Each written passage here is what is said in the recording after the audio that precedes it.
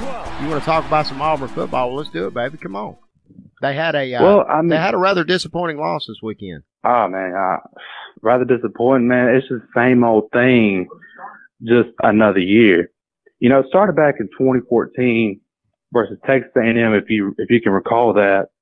Well, Auburn was, 8th in the country, probably about a 16-point favorite, and we came up short. And that's when I really thought, like, okay, Malzahn, what you see is what you get. When Malzahn came into Auburn in 2012, he came into a gold mine, to be honest with. It was Tuberville's last recruiting class, and Tuberville was probably one of Auburn's greatest coaches since Pat Dye. And them kids, I believe, just wanted to win because they just went 3-9 the year before. Mm-hmm. And then in 2014, that's when you really saw what Gus was coaching. And Gus can't coach, and to be honest with you, he's just a high school coach. Man, I said the same thing just a couple days ago. Who would you like to see in there?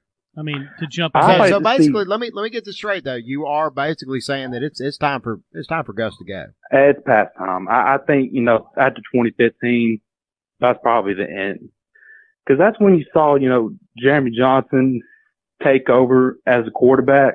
And that's Gus's coaching now, just, FYI. And he can't do nothing.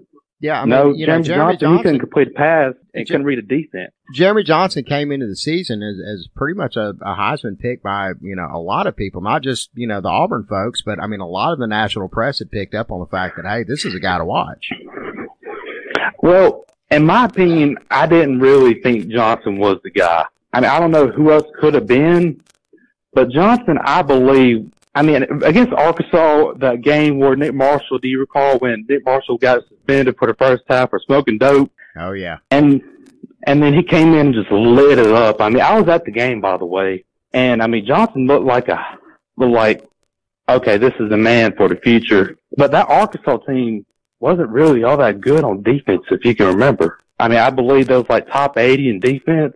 Yeah. And they were just hung 80 on them that year. But where do you see Auburn? Do you really think that Auburn's season now is in the toilet because they lost to LSU? You remember when losing to LSU wasn't really necessarily that bad of a thing because LSU was that strong of a program. Not so much. I think now LSU versus Troy, that was kind of a joke. Them kids, they didn't want to play Troy. Let's just be honest here.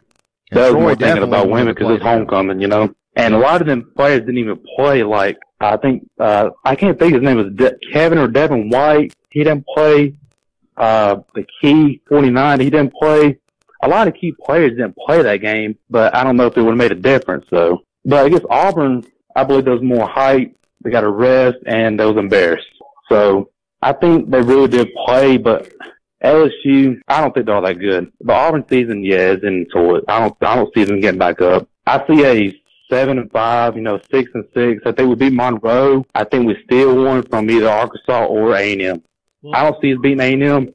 I'm more likely to see beating Arkansas. But Belima rested Austin Allen, so I believe that it's going to be a pretty good game against Arkansas this week. So give us a score prediction really quick since we're on that subject.